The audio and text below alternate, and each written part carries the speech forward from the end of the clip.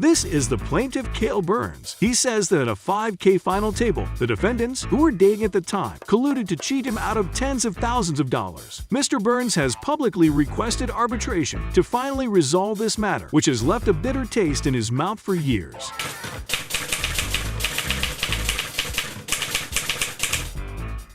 These are the defendants, Alex and Kristen Foxen, now husband and wife.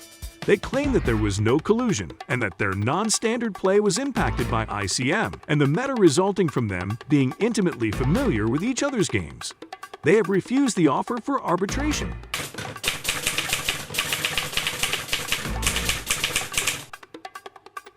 So Mr. Burns has decided that he has no other choice but to petition for this case to be decided here, in our forum, the GTO Court.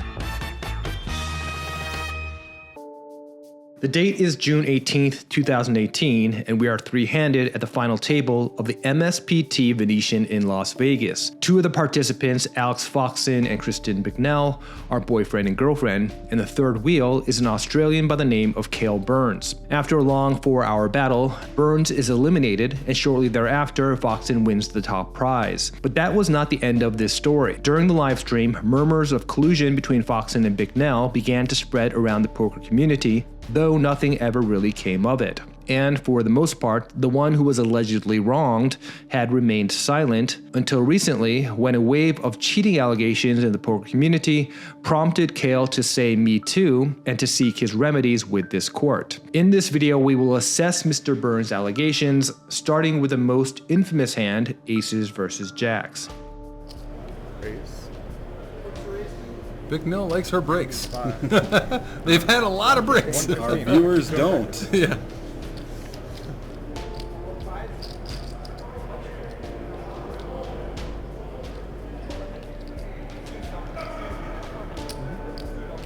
Raise to 400. So Foxen raises, Bicknell with pocket rockets, 3-bets it. We don't know Foxen's cards.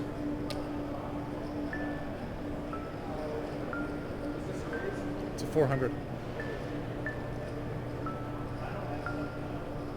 Wow, it looks like he's pondering a move. This could be dangerous.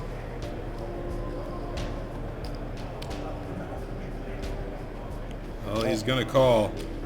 We don't know what he has, but right now it's not better than Bicknell. We know that much. Could be the same. No, there it is, jacks. The blinds are 25-50K with a 25K big blind ante, and both Bicknell and Foxen have around 45 big blinds, with Burns the short stack at 15. Foxen is dealt pocket jacks on the button, and he raises it to 115K. Burns folds, and Bicknell 3-bets to 400K with aces, and Foxen calls. To adjudicate this case, this court will, as we've done in other cases, compare the participants' play to a GTO standard.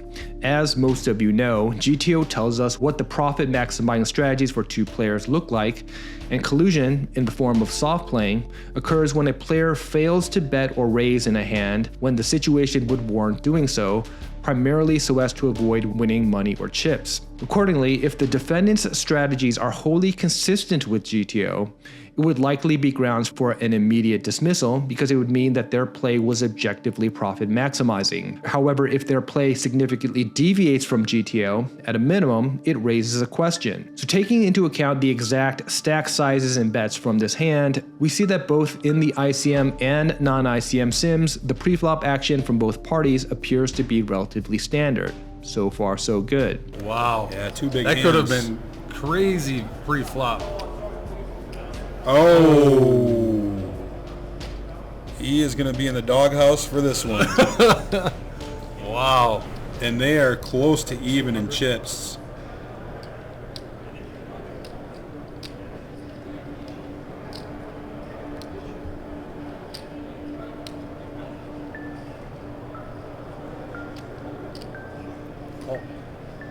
And Foxen's just going to call.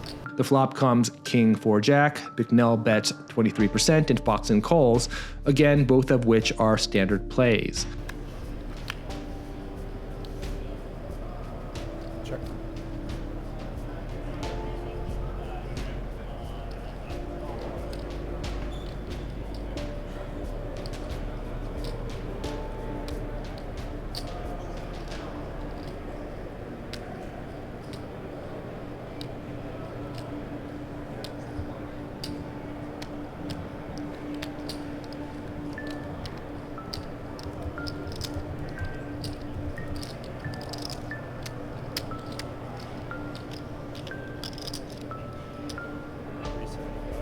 say that I know a lot of talk in the chat about these two being a couple.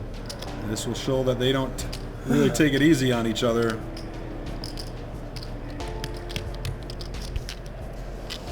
Foxen bets, Bicknell snap calls it.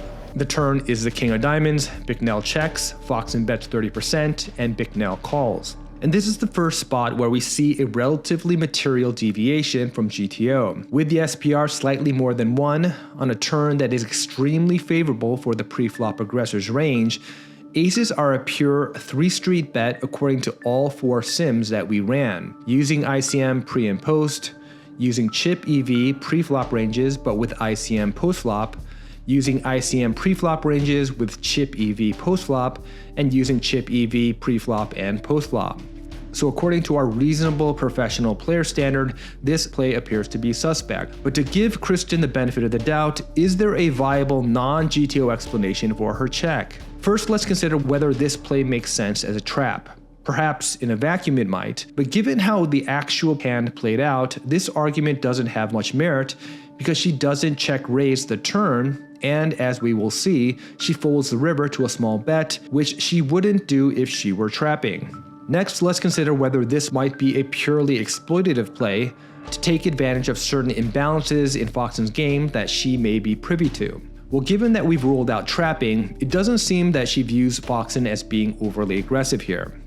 So the only other logical explanation would be that she thinks Foxen's range is extremely strong with sets and 2 pairs, and therefore she is downgrading the equity of her aces and wants to pot control. But given the SPR, this being button versus big blind, which means the ranges should be relatively wide, and Foxen not really being known as a nit, this argument is not very compelling either. Perhaps another explanation could be that Kristen simply misunderstood how significantly ICM should impact her decision. Generally speaking, when there are 2 big stacks and 1 short stack, the 2 big stacks are disincentivized to battle against each other, as they should want to bide their time until the short stack is eliminated so they can both ladder up. However, this incentive only goes so far, and there are other considerations that must be taken into account. If we take a look at the pay jumps, we see that the jump from 3rd to 2nd is 49k, and the jump from 2nd to 1st is over 100k. Given this structure, it means that even when the big stacks are facing each other, they do have some incentive to accumulate chips with the aim of nabbing that top prize. In fact, when we compare the ICM and chip EV post-flop sims, we see that in the ICM sim, the pre-flop aggressor actually plays more aggressively. Of course, we can't expect Bicknell to know what this ICM sim looks like, but when this hand was played, she had been a pro for many years, so presumably she should have some understanding of this dynamic. Facing the check, Foxen's 30% bet is standard in all the sims we ran. Although in the ICM sim, a larger bet is used with decent frequency with the rest of the range, pocket jacks, which need very little protection and block a significant portion of Kristen's calling range, only bet small. And a brick on the river.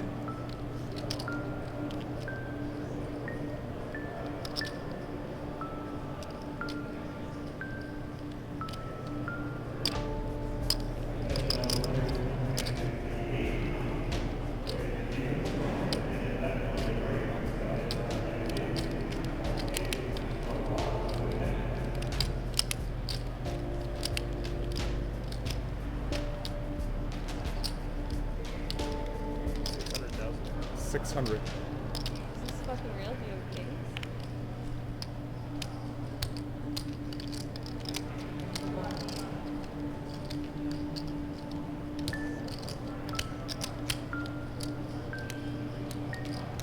Bicknell knows something is up. Can she find the fold button?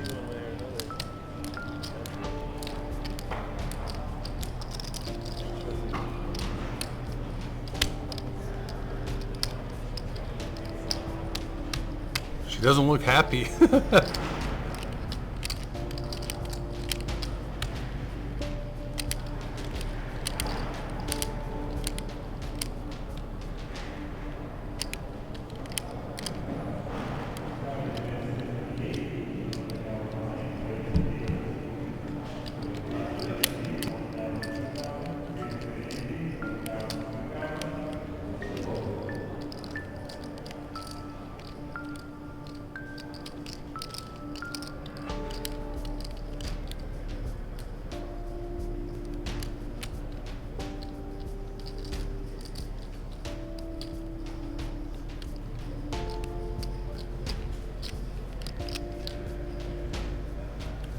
She does let it go.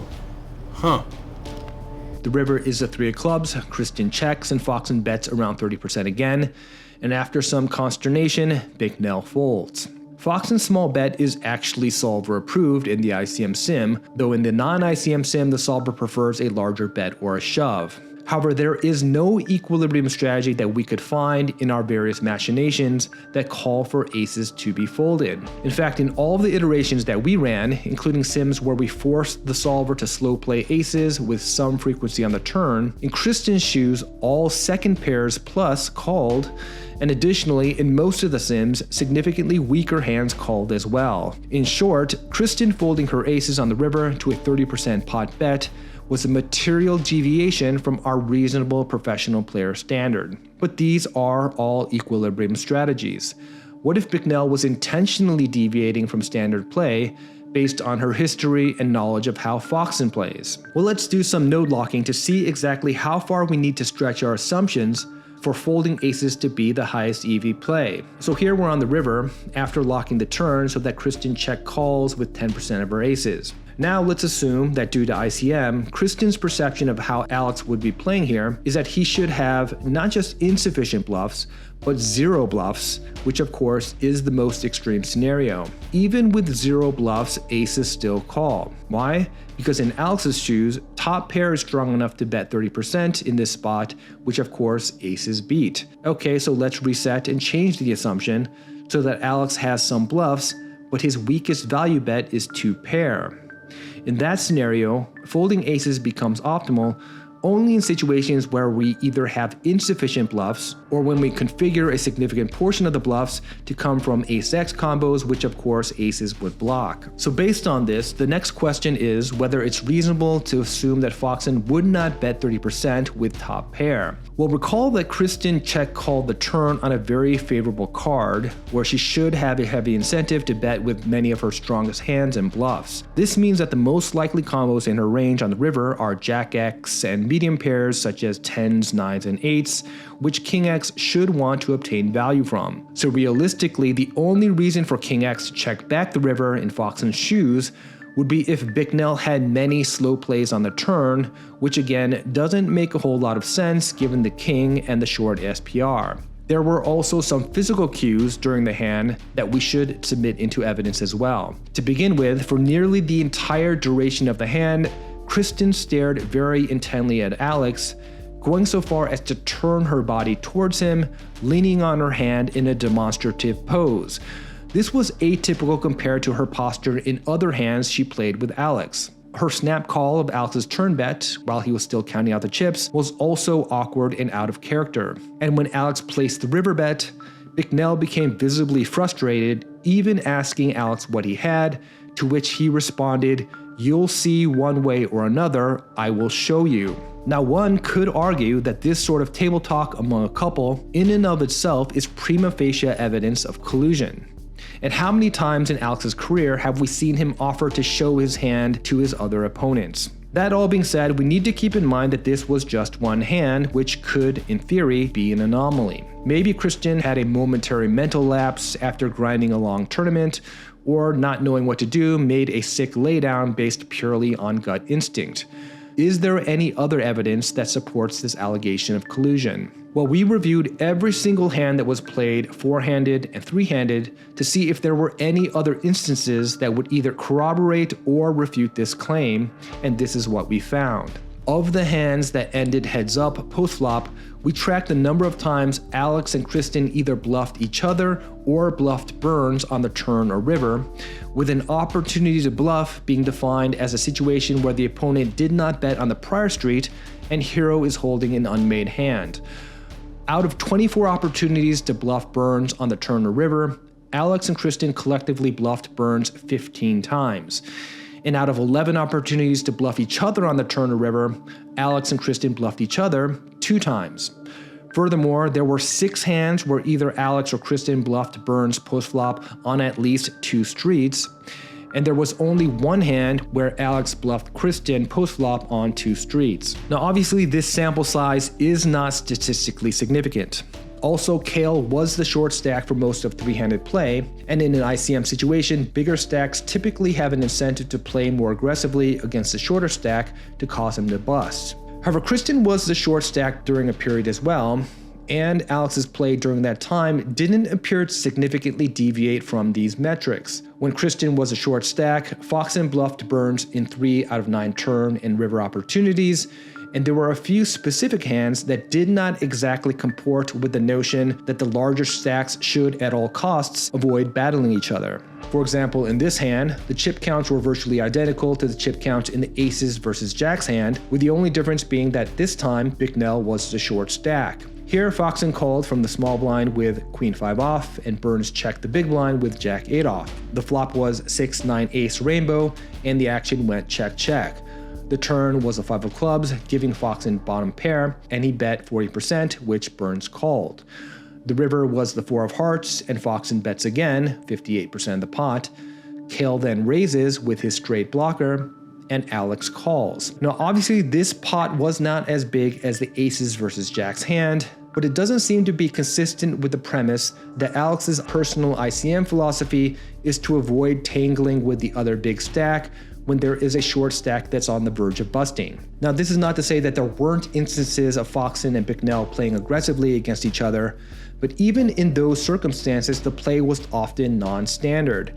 For example, in this hand, Foxen was the chip lead with 56 big blinds, and Bicknell was the short stack with 21. Foxen raised the button with king 5 off, and Bicknell called the big blind with ace 6 of diamonds.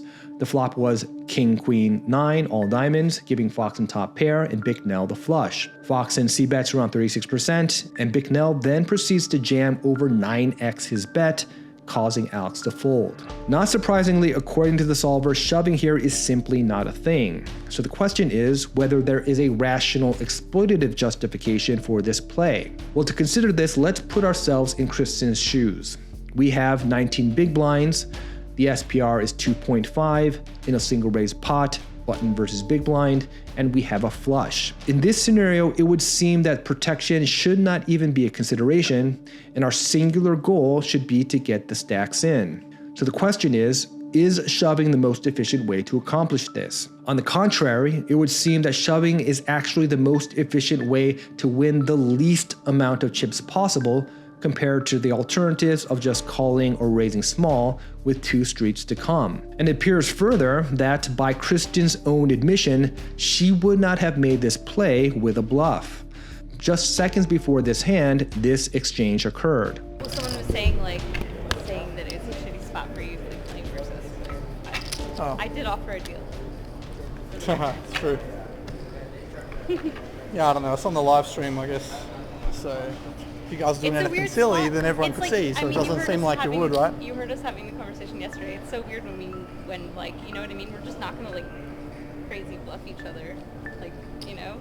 Now maybe Kristen was just being inartful with her language, but when she tells Kahle that she and Alex are not going to, quote, crazy bluff each other, it appears to be a dead to rights confession of soft playing. Perhaps from her perspective, she may not have viewed this type of soft playing as a form of collusion, but rather as a natural and inevitable side effect of her relationship with Foxen. Kristen is known as a predominantly exploitative player, and from that standpoint, it would make sense for her strategy to be entirely shaped based on her unique perception of her opponent. And although to the rest of the world, Foxen is viewed as an aggro gorilla that tries to impregnate you with his death stare, from Kristen's perspective, she likely can't help but to view him as her future baby daddy that likes long walks on the beach and baking cupcakes in his free time. And so it's understandable that it would be difficult, if not impossible, for an exploitative player like her to, in the heat of the moment, disentangle her personal views of her future husband from her strategic logic.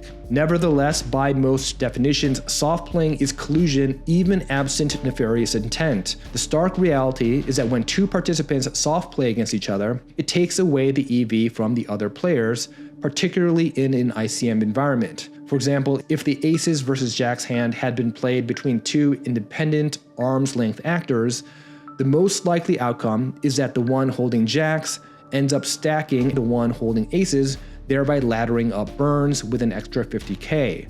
but as it played out, he eventually was eliminated in third place. To be fair, we should note that Foxen and Bicknell offered to chop with Burns, not just once, but at least 2 times. If the two had a malicious intent to team up against Burns, they could have very easily refused to chop, although it definitely would not have been a good look. That being said, it was completely within Kahle's right to refuse the chop and expect to play things out on an even playing field. And when their offer to chop was denied, it did not then give Alex and Kristen the green light to collude. So now that all of the evidence has been presented, it is up to you, the jury, to reach a decision. Did Alex and Kristen soft play each other? Or was this simply a case of unorthodox play? Leave your verdict in the comments below. And remember, if you are involved in a dispute that you just can't seem to work out, don't take the law into your own hands. Take them to the GTO Court